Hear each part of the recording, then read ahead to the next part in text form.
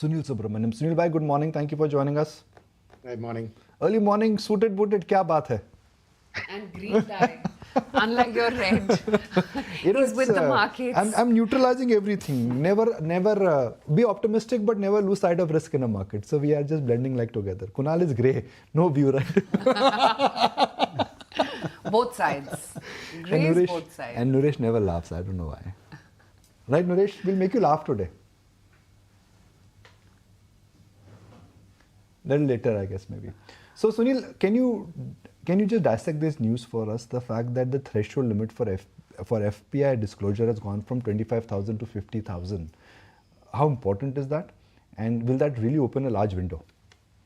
I think it's very important. And I'll tell you the reason for that is that when you're disclosing, right, you're giving out a lot of information in the market. And so when you come and buy, people know that, hey, this fund is buying, this person is buying, right? And half the thing in the market in making money is to be surprised. Is the information asymmetry, right? You want to buy before others know. And once people then, as a big investor, once you buy, people follow in your trail, and then you're not able to subsequently buy. So I think the 25,000 crore rule was a bit restrictive that, you would look for smaller funds to go in and avoid disclosing so that, you could go in and buy the good stock and not let other people know about it. Now, doubling this, right, clearly then improves the amount of such small ticket things that can come in because people love to be in privacy. Nobody likes to disclose. It's not that they're trying to hide anything, but just from a market perspective, the surprise element goes away. That's number one.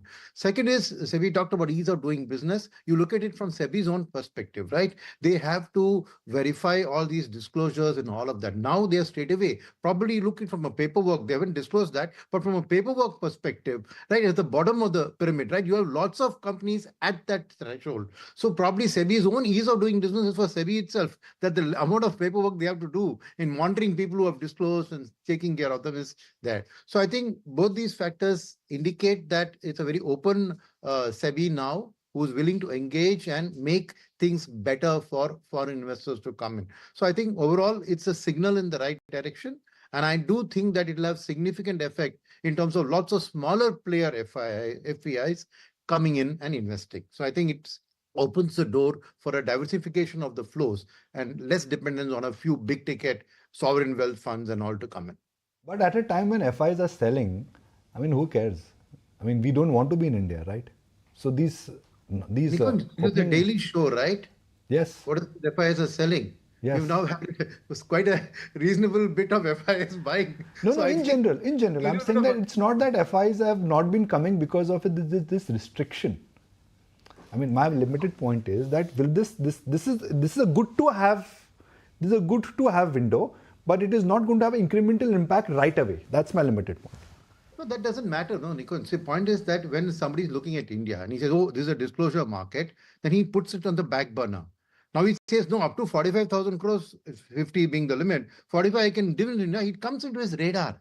Obviously, all other things have to come in for the money to come in. But when the gates open, you'll have a lot more funds ready to come in. Now, that moment could come in April when the reciprocal tariff situation gets clearer. It could come in mid to end April when the earnings season comes out clearer. So clearly, there are a lot of triggers for the money to actually come in. But what this does is open the window to a large number of small ticket FPIs to be able to come in. So obviously, this will click in at a time when other things, levers click in, right? But obviously, it's an important decision which is being conveyed to the FPIs that come in. We are working to make things easier for you. So that actually improves India's perception also in the international marketplace.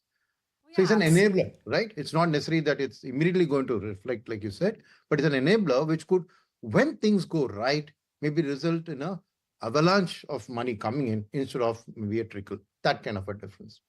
Oh, yeah, absolutely. I think the intent is what one should actually, make note of. The fact that the regulator does not really intend to deter FPIs and is focused on facilitating investment while strengthening, of course, market integrity. I guess the messaging is quite correct. But Sunil, great to have you on the show today with your thoughts. Thanks for your time.